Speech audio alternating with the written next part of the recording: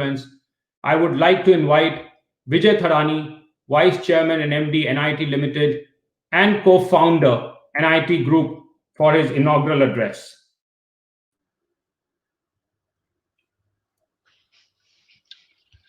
Vijay, I'm sure everyone here is eager to listen to your inaugural address.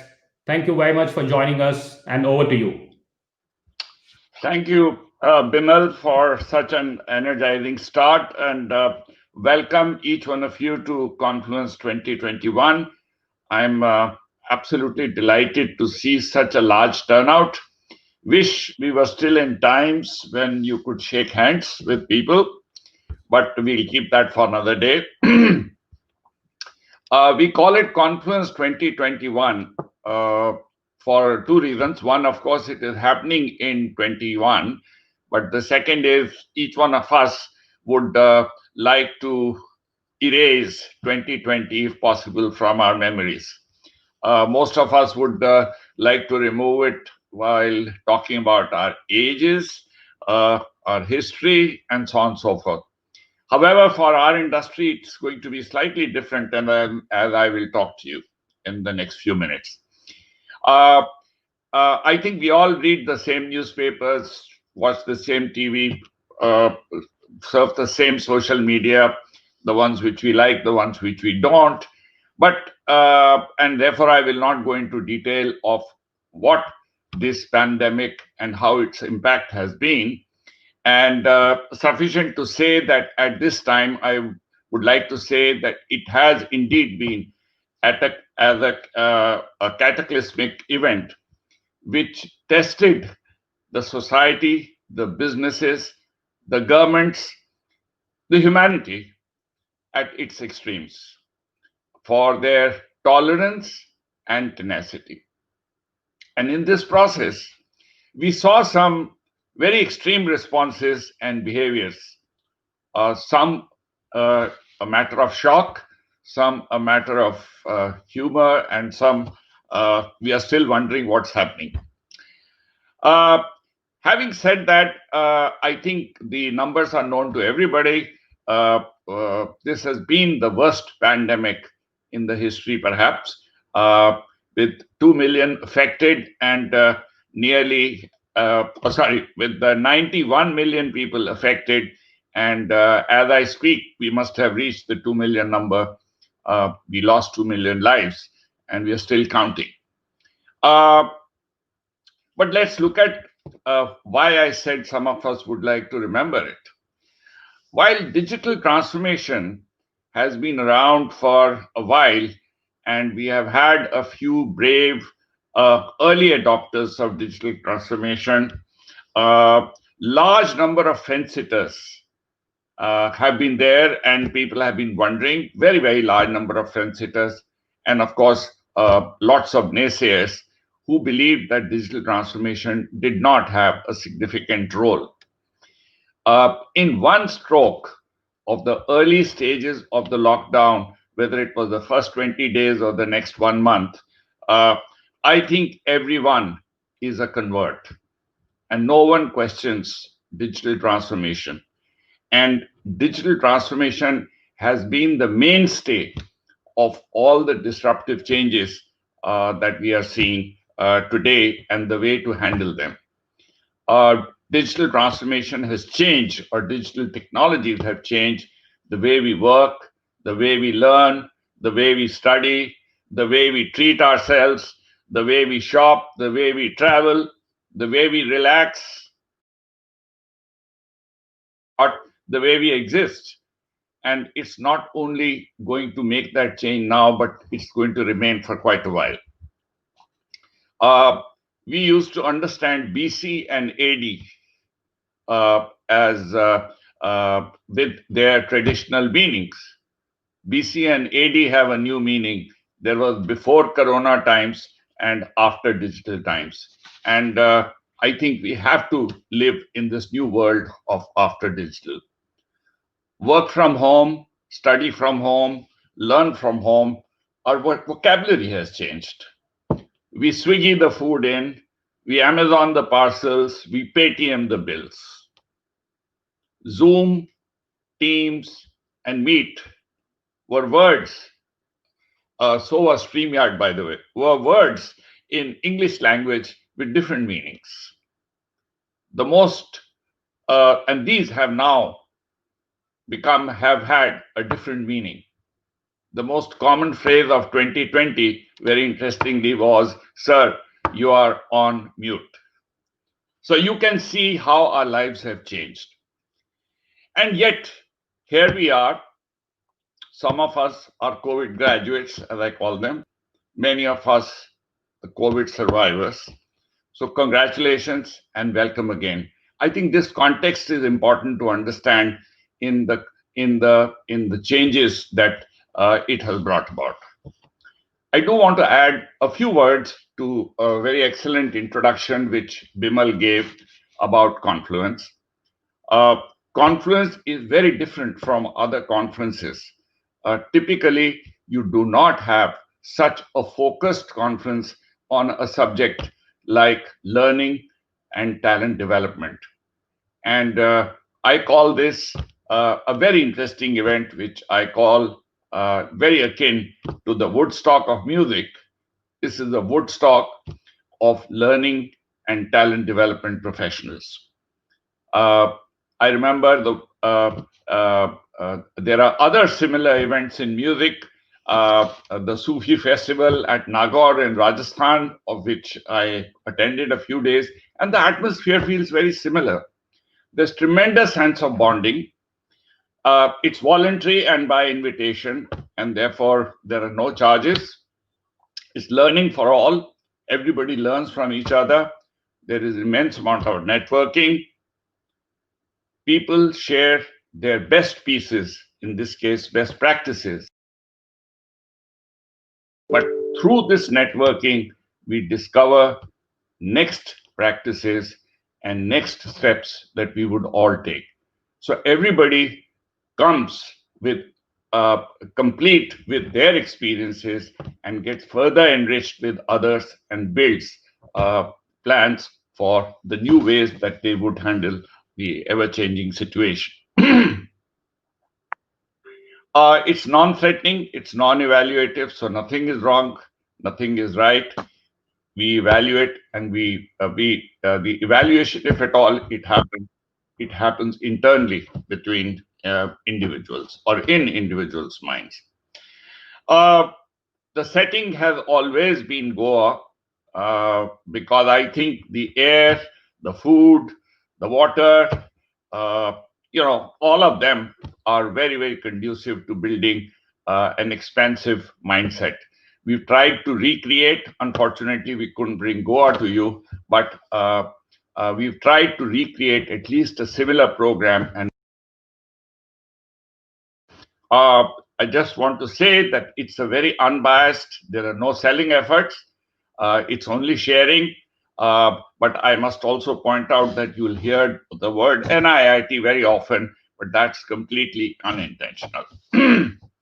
It's just that so many of us only understand NIIT as well as, the best in our lives. The background of US, the Confluence started in US, where we should have had the 15th edition in 2020. And we have had this experience build up and the whole practice of conducting Confluence build up into mini science within NIIT. And we brought that mini science to India and started the Confluence about 4 years ago, and Bimal talked about it. I'm delighted to see that from 50 organizations and 70 participants that we typically had, we have nearly 4x the number of organizations, and we have nearly 10x the number of participants. And what I do want to point out is that 100% of the organizations who attended Confluence last year are present with us today. So thank you all. I'm sure you found something good last year that brought you back, and I'm sure you have something better to share so that we'll all go back enriched. I also thank the 7 to 8 global participants that we have, including 3 speakers, global speakers, and the fact that all of them will also bring the global perspective of how they have handled changes in their organizations. Having said that, let me switch to the theme, which is accelerated performance through transformation learning, transformative learning. The theme from 2 perspectives. One, the fact that we were going to discuss an adjective along with performance was visible in the way our earlier confluences happened. So I just want to remind us of the first confluence when I said, at the same stage said, learning has come a long way from being called training in the beginning to learning, and from a spray and pray methodology of making sure that you give training to somebody, something will stick, to just in case training, where you may just need the training on the long journey in your career versus just in time. And from there, I think we moved to saying, now that businesses need to transform themselves, how do we reimagine learning? So we started this journey of Confluence sharing, experience sharing in Confluence, in with the phrase learning, and with the word learning, and reimagining learning, transforming business was our first thing, where we were trying to say was what kind of learning will help us transform business. The second was achieving learning outcomes at scale, and this was to say, how do we make sure that learning doesn't happen for the sake of learning, but delivers outcomes, and not just small outcomes, but outcomes at scale. The third conference was Performance Matters, the role of learning in transformative growth. And here it was, how do we ensure that learning actually leads to transformative growth? So it was quite obvious that since we were onto the performance line, this year we would be discussing acceleration in that performance or some other adjective. But this theme came with the pandemic in the background and the disruption, the mass destruction that it has disruption that it has caused. And therefore, the theme that we chose was how to accelerate performance through transformative learning. So let me talk a little bit about that.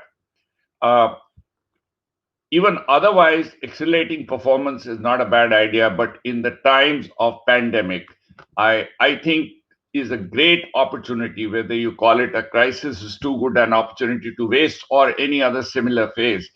It's a great opportunity for organizations to distinguish themselves, to peel off from the rest, and appear and create a distinctive place for themselves.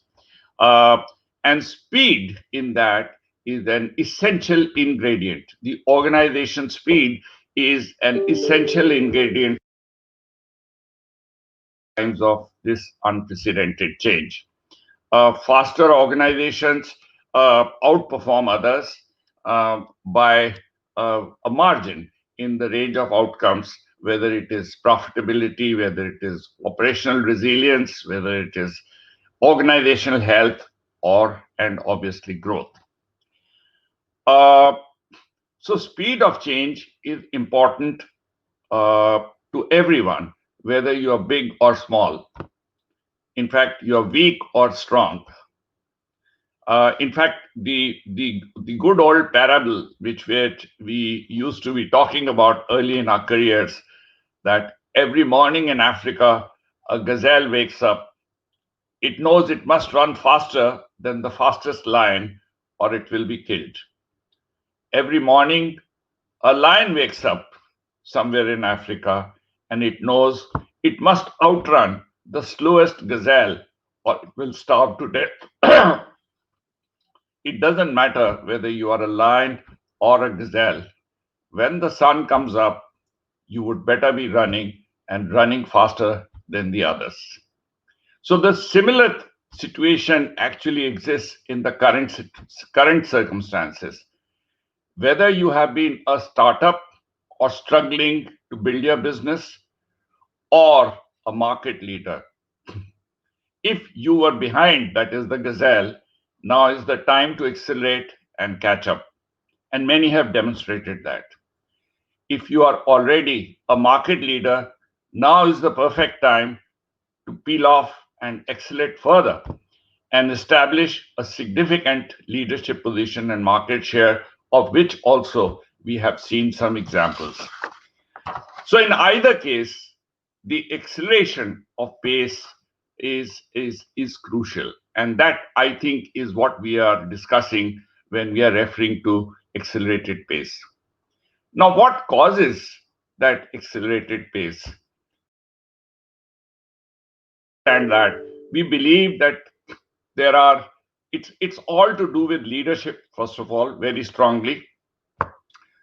The second important issue is the culture within the organization, as to how the culture allows the organization to respond at a new speed, which is now the need of the hour. The faster decision-making processes, the internal communication and collaboration opportunities, and of course, how much is the absorption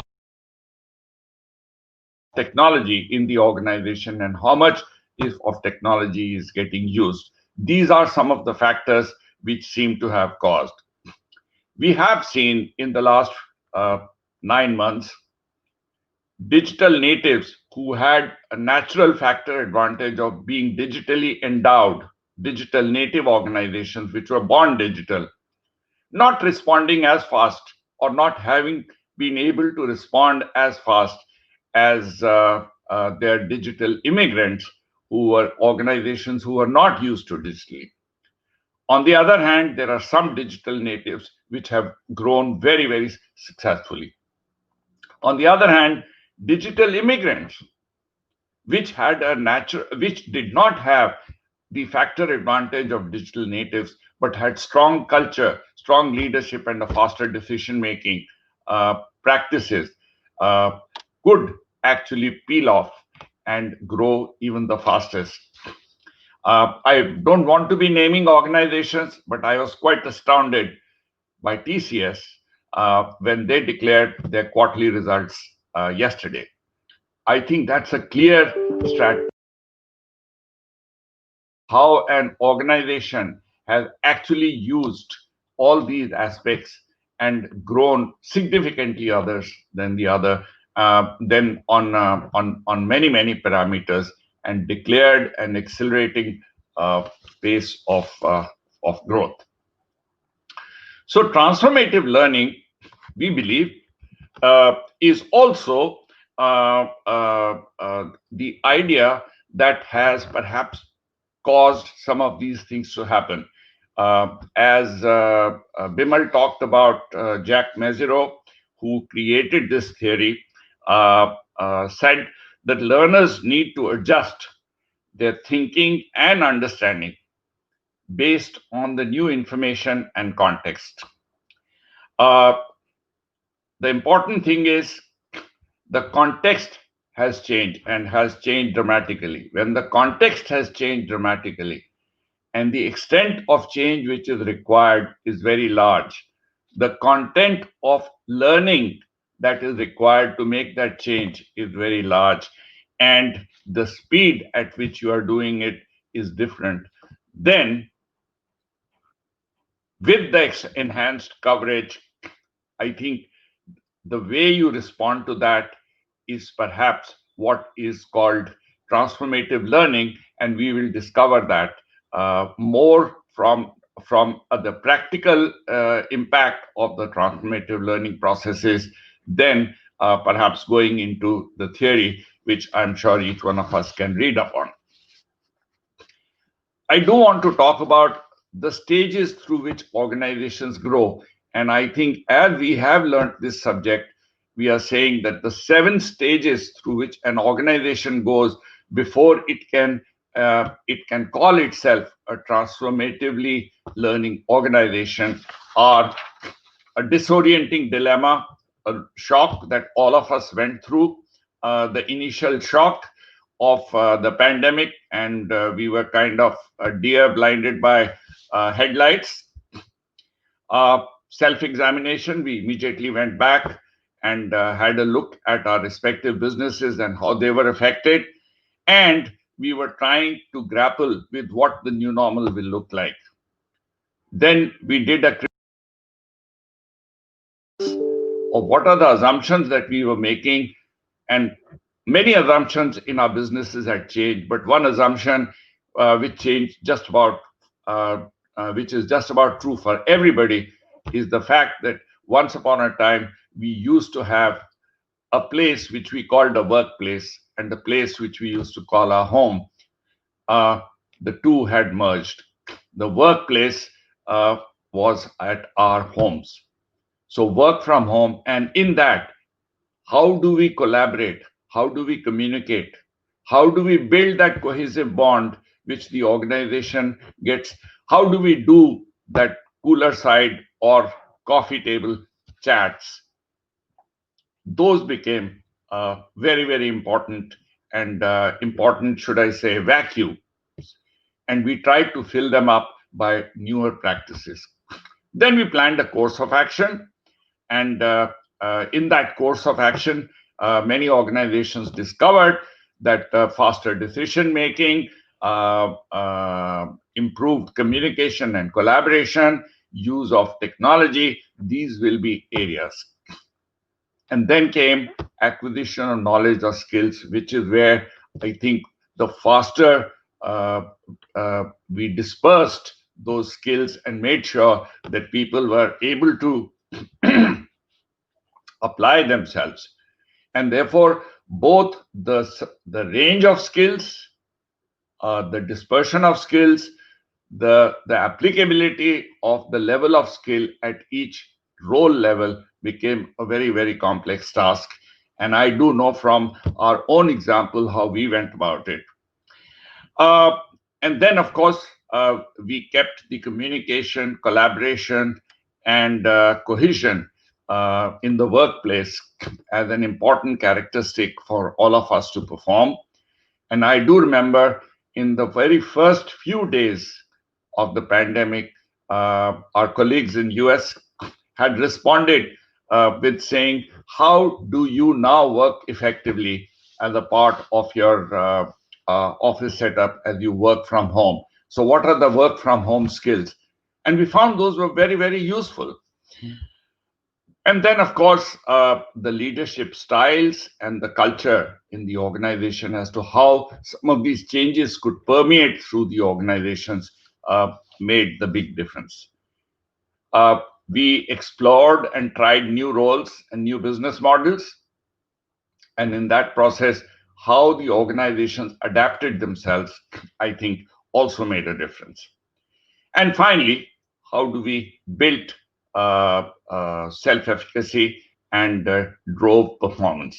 These are the stages. The faster an organization went through these stages, the faster they were able to see the benefits on the other side in accelerated performance. As we have studied organizations, as we have dealt with so many of you over these 9 months, we discovered that there are 4 approaches, frameworks, or strategies, whatever you may like to call it, which became apparent. And in this Confluence, we are going to discuss those 4 frameworks through a number of sessions. Just to take you through some of them. The 4 frameworks around which we found this transformative learning practices getting implemented in the organization was, number 1, adaptive. And in this, we have a power session by Josh Bersin, the renowned global industry analyst on the learning and talent development industry, and also a key influencer to boards and boardrooms. He will lead the session on the joint research that NIIT and Josh Bersin Academy did on how adaptive learning organizations have evolved. We also have some live cases of leading with learning and performance skills and capabilities, building them for a new paradigm, which some of you will be sharing with us. The second approach which we saw, was systematic. These were already high-performing organizations, and they had very strong systems and learning metrics. And how did they use those learning metrics and systems to accelerate the time to competence and strong organizational capability? Using their strongly built organization capability, they responded to this change. The third, a very interesting one, which is actually the session just after this, is on corporate academies and how the corporate academies emerged.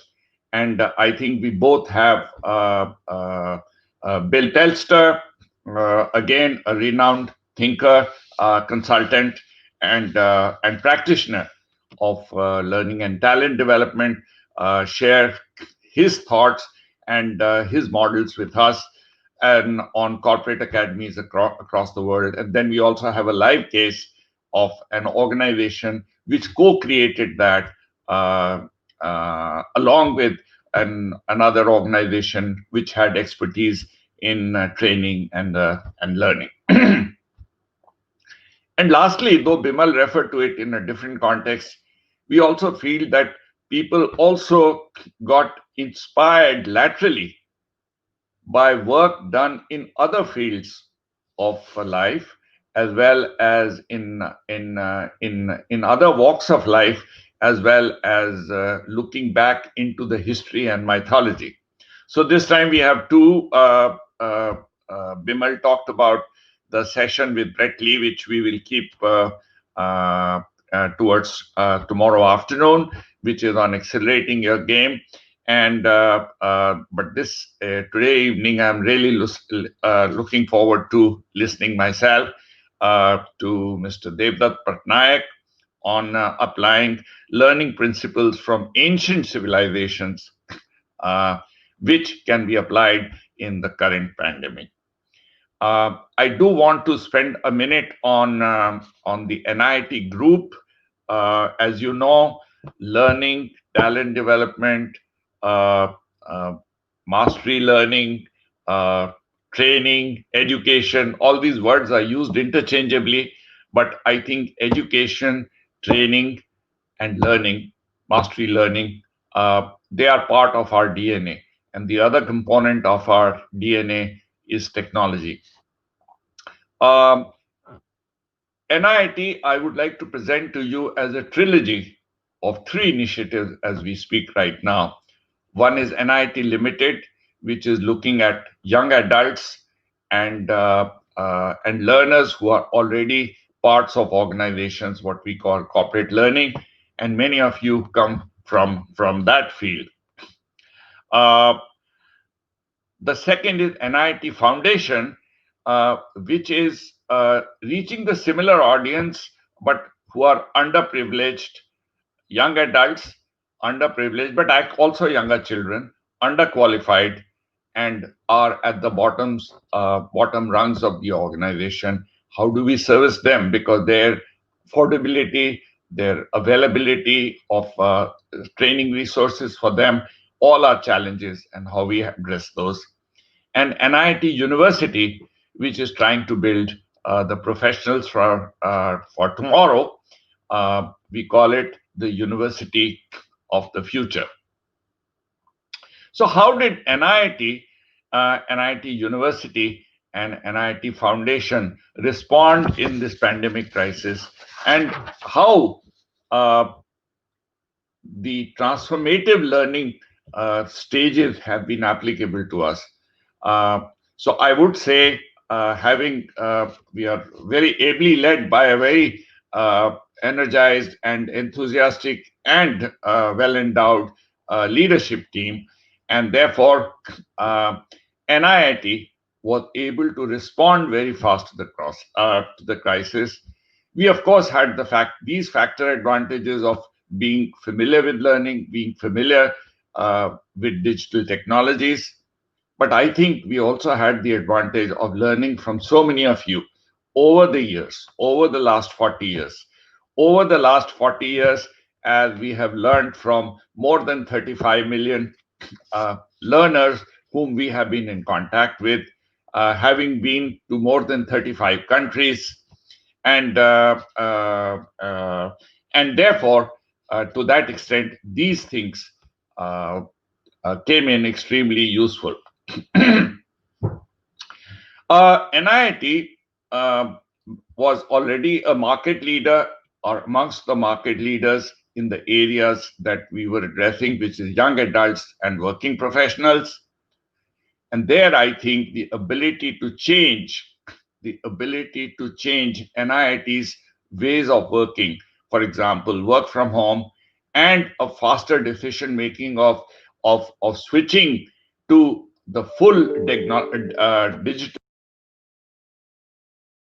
of implementing learning, I think through NIIT Digital were some of our responses. And all these, along with the work that we have done for each one of you, came in extremely useful. NIIT University, of course, has not been a market leader for 40 years. It's existed only for last 10, and therefore found itself as a late starter in the large red ocean of educational institutions which were trying to grapple with the current situation. However, the the DNA came in useful, and both the technology and the learning capability enabled NIIT University actually to emerge as a very strong, differentiated university, and indeed a university of the future, where we were able to switch to a completely digital platform and have provided continuity to each one of our students. And not only that, built a campus which is, we like to believe, is safer than home. Is safer than home in terms of the way it is built, in the way it is structured, in the way engineering and technology is used. I invite each one of you to visit that. NIIT Foundation, on the other hand, used some very, very interesting constructs. And in this case, the Changemaker initiative. NIIT Foundation services about 1.5 million students and learners every year, and in very, very dispersed parts of the distant parts of the country. Here they used the self-organized learning environment parts of the system, where existing students, through the Changemaker initiative, were able to help their peers, because we had everything available there, including connectivity, but we did not have the trainer or teacher in presence. And their seniors became the gurus of the juniors in the class, and that led to some very, very interesting success. So NIIT has its own stories, and I'm sure NIIT Group has its own stories, and I'm sure during these next day or so, you would also hear some parts of that. And I also look forward to hearing each one of you as you share your experiences and the practices that have evolved, because this particular Confluence, all Confluences are learning exercise for all, but in this, we are all eager beaver learners, because each one of us is missing out on something and is indeed concerned about something else, which is likely to affect us in the future. So I do want to wish this Confluence a great success. I will be an active learner and joining each one of you in each of the discussions, and I'm really looking for a very exciting and enriching session. It will be great if you had one takeaway from this session, built one new friend, and participated by giving one good idea. we would feel extremely grateful that you came here. And I'm sure that will also be the reason for you to come back to us next year. So, with that, welcome once again and wishing everyone the very best. Thank you, Vijay, for the encouraging and very profound thoughts. BC before Corona and AD after digitization. And of course, now no one questions digital transformation.